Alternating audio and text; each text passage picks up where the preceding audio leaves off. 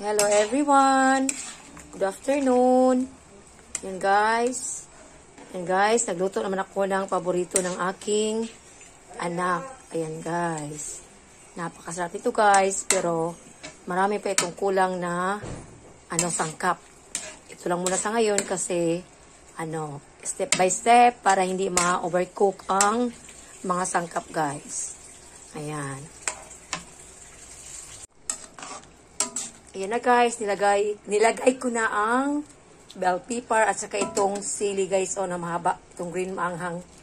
Yan, lagyan ko guys para meron ding anghang na kunti. Yan, malapit na yan maluto guys.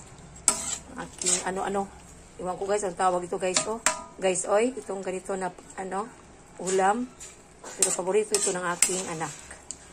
Ayan. Kasi napakasarap ito guys. Yan, ang lagay ko ay, itong ginger, dahon paminta, tapos sangki, bawang, tapos yung sibuyas.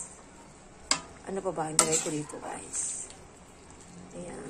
Napakasarap ito at napakabango. Ayan.